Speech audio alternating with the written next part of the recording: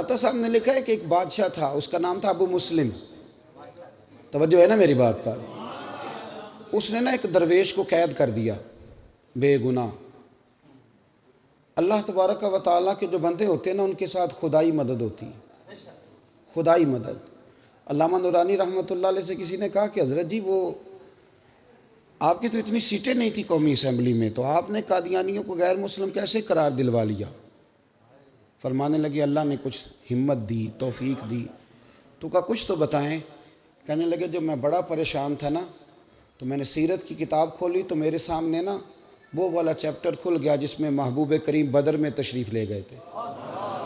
تو پھر مجھے سمجھ آئی کہ اگر رات مصلی آباد رہے نا، محبوب ساری رات مصلی پہ بیٹھے رہے، اگر رات مصلی آباد رہے تو صبح اللہ بڑی مدد فرماتا ہے۔ فرماتے ہیں جس رات صبح اسمبلی میں آنا تھا، میں بھی ساری رات مصلی پہ بیٹھا رہا، اللہ سے اخلاص بھی مانگتا رہا، توفیق بھی مانگتا رہا، اور جب اسمبلی میں آیا تو بولتا میں تھا، مدد میرا رب میری فرماتا ہے۔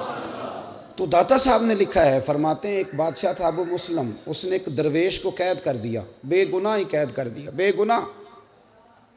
بادشاہ بھی اللہ اللہ کرتا تھا۔ رات کو نا اسے خواب میں نبی کریم علیہ السلام کا دیدار ہوا، تو حضور فرمانے لگے تو نے رب کے ایک دوست کو قید کر دیا ہے؟ تو وہ آدھی رات کو اٹھا تہجد سے پہلے، اور بادشاہ نے خود آ کے تالا کھولا جیل کا اور اس درویش کو آزاد کیا۔ جب وہ جانے لگے، وہ درویش سمجھ وہ بھی ساری بات گئے، جانے لگے تو بادشاہ کہنے لگا میں نے آپ کو آزاد تو کر دیا، تو میرے لیے کوئی حکم ہو تو بتائیے گا۔ تو پلٹ کے کہنے لگے جس کے لیے محبوب آ کے سفارشیں کریں وہ پھر دنیا داروں سے سوال کرے گا۔ اللہ کے محبوب جس کی سفارشیں کریں وہ پھر دنیا داروں سے سوال کرے گا۔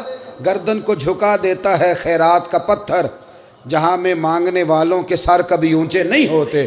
وہ ایک شاعر تھا نا، آپ کو یہ شاعروں کا بھی ہر آدمی کی الگ دنیا ہے، اور سارے اپنی اپنی دنیا بسا کے بیٹھتے ہیں، اپنی اپنی اصطلاحات ہوتی ہیں، دوسرے کو قبول کرنے کو تیار۔ شاعروں کی بھی دنیا ہے، کئی دفعہ یہ بیچارے 5-6 دن منہ بھی نہیں دھوتے، شاعر ناراض نہ ہو جائیں، سب کی بات نہیں کرتا، تو کئی دفعہ یہ قابل رحم بھی نظر آتے ہیں۔ اسی طرح ایک شاعر ایک چوک میں بیٹھا تھا، مکھیاں بھنک رہی تھی، تو ایک آدمی جاتی دفعہ نا 5 روپے پھینک گیا۔ اس نے کہا شاید کوئی فقیر مانگنے والا بیٹھا ہے، تھا بڑا خوددار۔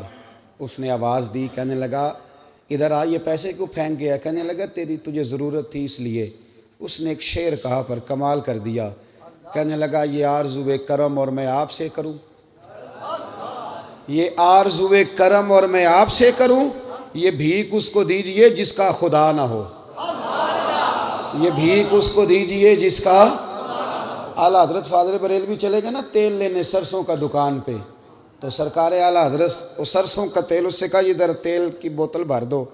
اس نے بھر کے دی، دکاندار نے تو فرمایا کتنے پیسے؟ کہنے لگا ویسے تو 5 آنے کی ہے، آپ ہمارے عالم ہیں، آپ 3 آنے دے دیں۔ اعلیٰ حضرت نے پورے 5 دیے، فرمایا سارے رکھ، میں احمد رضا ہوں، میں اپنا علم 2 آنے کا نہیں بیچا کرتا۔ کرو مدح اہل دول رضا۔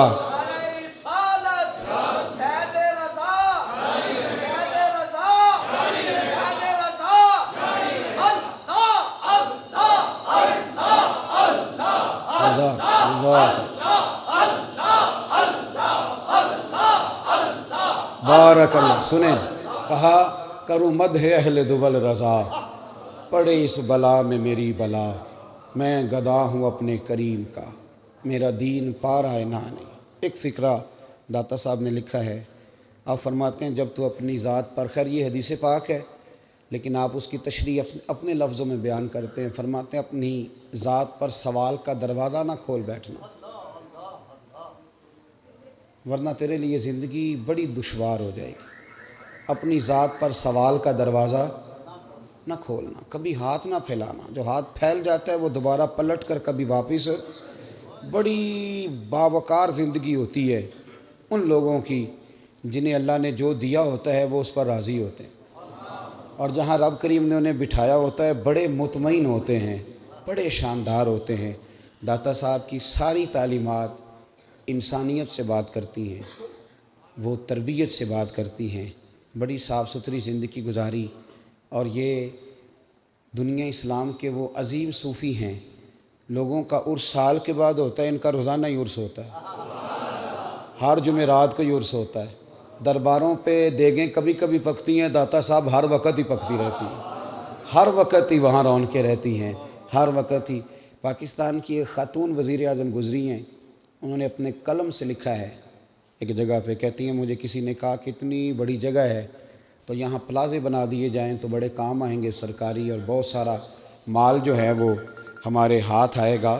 تو کہتی ہے میں بغیر پروٹوکول کے ایک دن میں نے وزٹ کرنے کا ارادہ کیا، لیکن جب میں داتا صاحب گئی، چونکہ بغیر پروٹوکول کے گئی تھی، تو کہتی ہے میں نے وہاں نہ جھانک کے دیکھا تو بڑے بڑے غریب لنگر کھا رہے تھے، سوئے ہوئے تھے۔